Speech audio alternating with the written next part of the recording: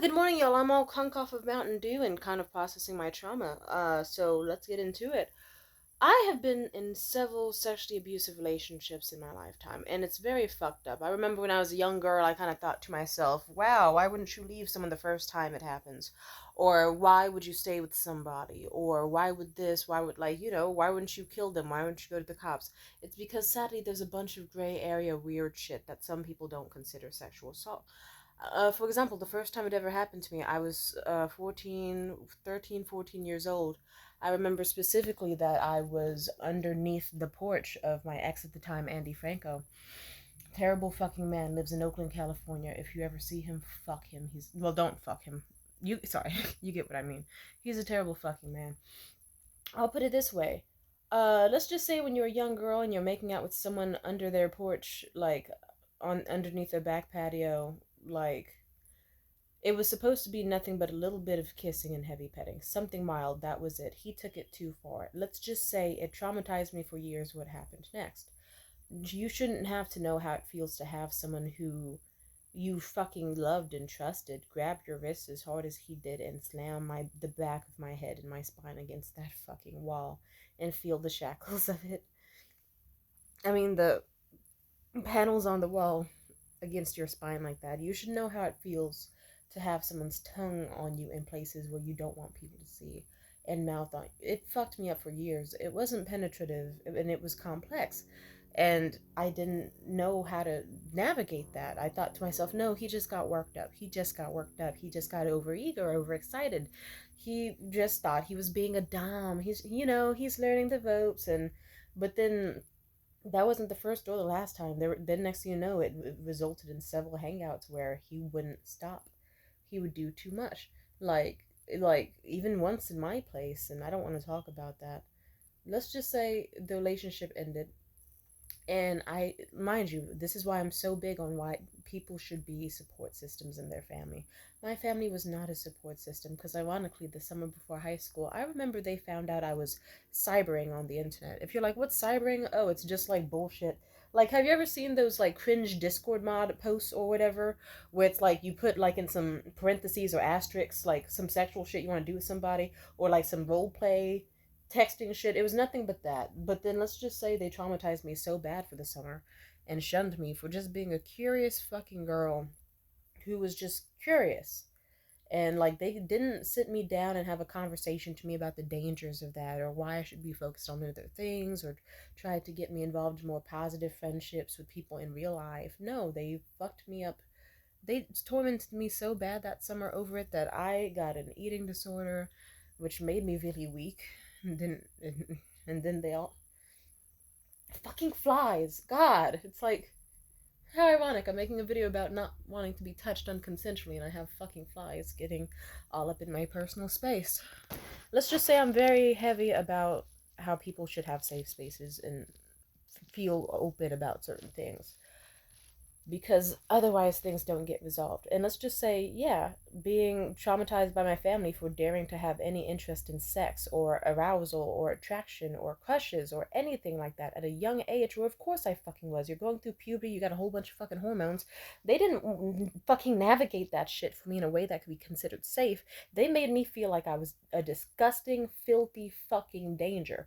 And then guess what happened when I was exposed to actual dangers in real life? I couldn't fucking talk about them to them. And if anything, they probably would have just said, oh, well, why were you trying to sneak off in private? It's your fault.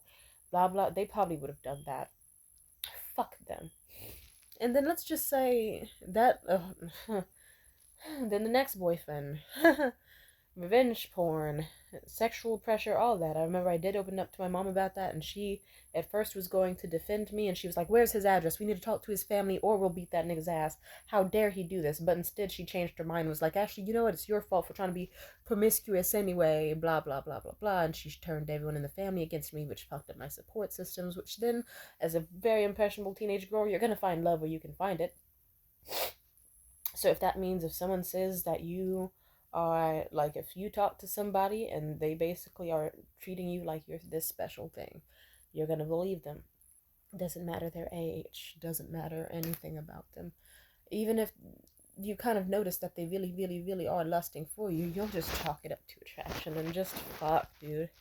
And then even when things happened that were unconsensual, I don't know. Let's just say a large portion of my life from like 14 to like right when I got estranged was me finding escapism through the only way I knew how, because I didn't really have friends, and I definitely did not have a family. I had people around me that would call themselves family, but there was no bond whatsoever, aside from my younger brother. But that's a kid, and he had his own life, and I wasn't about to fuck his shit up by getting him involved with mine. You know, that's also another reason. The only reason I haven't reached out to him is I don't want him. If I were ever to talk to him again, I would want to be healed. He's a sweet kid. He really is. I hope he's okay. I'm feeling emotional today. Anyway, I guess let's just say. Also, then you realize there's different responses. Sometimes I've had a nigga that's just like, I'm far away from home and it's late at night, and if I don't do stuff with this man, then I guess I'll be stranded in like fucking South San Francisco with no way to get fucking home, and my family doesn't know where I am, and they don't care about me one way or another. And like, and let's just, it's a bunch of factors. But let's get to the juicy part of this video. I went on a date, or I had a week-long fling with this guy, and I'm feeling weird about it now because I guess there was an elephant in the room I wasn't addressing. I had an amazing time with him, an amazing time, a wonderful time. A little bit too perfect of a time with this guy. And he was amazing in so many ways, but I do remember the first night when, like, our plan was to go to the hotel.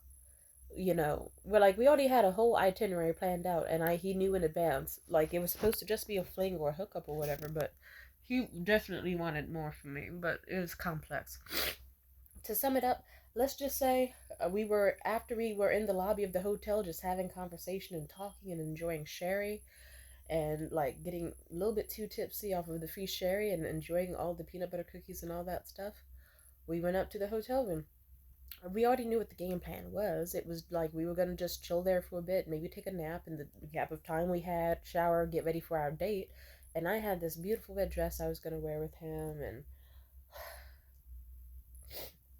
he knew that the plan was after dinner and the comedy show we were going to have sex. But no, he knew I was drunk. I don't know if he was drunk, but he definitely was more sober than I was, and he still fucking knew no was no. He still fucking knew that. I said it so. He knew I was drunk, and I hate that I'm processing this now because I repressed it because of all the good memories, and I guess I didn't want to have to face the chin music of this guy who you really like. I don't know. I don't know. I didn't know how to navigate. I still don't. I'm 24 years old, and I still kind of feel like the same girl I was when I was.